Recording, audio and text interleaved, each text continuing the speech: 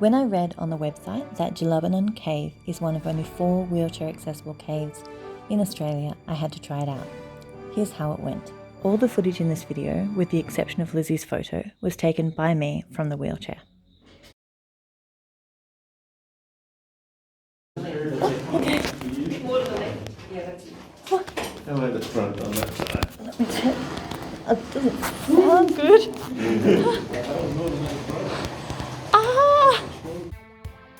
First, you need to book your tour in advance, and you must tell them if you're a wheelchair user, because they have a particular wheelchair that you have to use.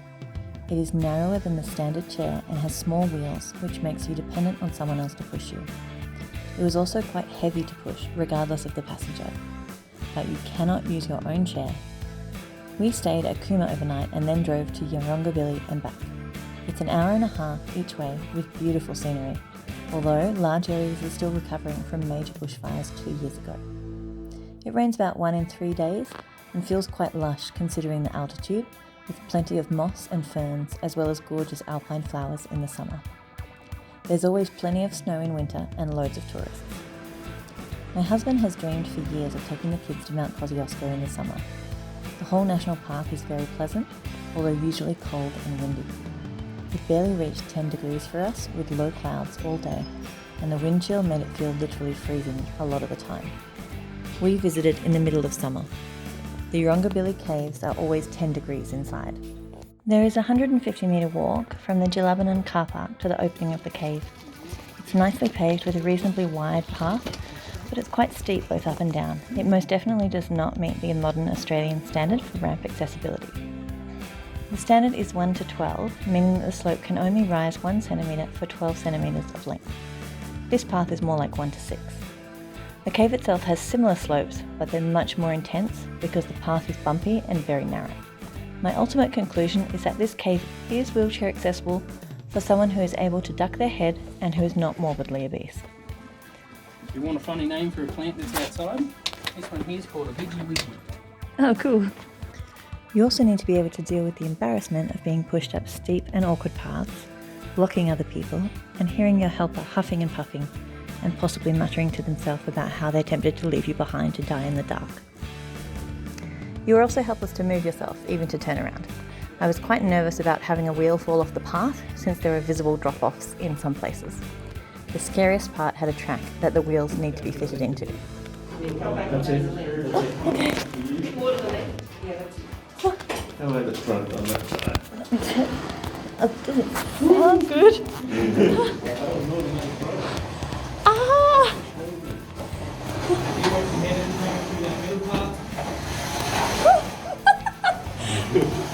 This is like... Like somebody can't pull you back. This is like Mario Kart. Whoa! The wheelchair does have a lap sash seatbelt, which is reassuring to some extent. And you need to be at peace with not visiting Venus's Pool or the Fairy Grotto, which are tiny sections of the cave that are not at all wheelchair accessible. To be fair, I could easily have got up out of the chair, walked up 10 or so stairs and seen them, but I genuinely didn't feel the need. Here's a picture Lizzie took of Venus's Pool. Most importantly, you need a very willing assistant who is stronger and fitter than the average adult male.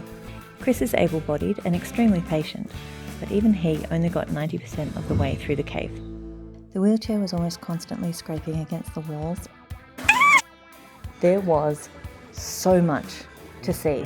Every metre of the cave is an explosion of fascinating formations with straws, shawls, flowstone, helictites, and of course millions of stalactites and stalagmites, many of them joined into columns. None of the effort spent in seeing the cave is wasted. We enjoyed seeing some local fossils too. Stalactites, the ones that hold tight to the ceiling, start their lives as incredibly delicate, hollow straws of stone. There are several caves in Yarrongabilly, and each one is quite different. Jillabenan is the smallest and has the most delicate formations. This is the shawl formation, which the guides give different nicknames in different caves, depending on their different characteristics. In Jillabenan, they call them cave bacon. The gravity-defying tentacles coming off this stalactite are called helictites. Our tour guide was excellent. He clearly knows his stuff and enjoys sharing the caves with visitors. He never made me feel uncomfortable for using the wheelchair even when I got in and out or caused delays. He said rather apologetically that the cave was made wheelchair accessible in 1989 and hasn't been updated since. The tour only took about an hour. The cave is a wet environment and dripping in various places. We all got dropped on here and there, but the dripping was slow enough that I never felt wet or uncomfortable at all. However, some autistic people may find the cave difficult if the idea of getting a drop or two of water on them is unpleasant, or if they're afraid of holes, darkness, or enclosed spaces. It is important to not touch any of the formations, as the oils on our hands can damage them, and hand sanitizer is even worse. One of the great things about Jillabenan Cave is that the formations start immediately, so a badly claustrophobic person could stand at the entrance and see some cool stuff from there. Someone who is hard of hearing would struggle to hear the tour guide, so they could do with an interpreter or simply do their own research. Someone with low vision would have issues seeing everything, but a lot of cool stuff is directly next to the path.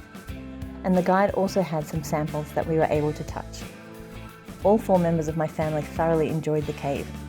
There's nowhere to sit inside the cave, so honestly I would have found it a struggle without the chair because standing is painful for me. This was a great adventure for us and absolutely fascinating. The cave was hard work in places, but it was absolutely worth it.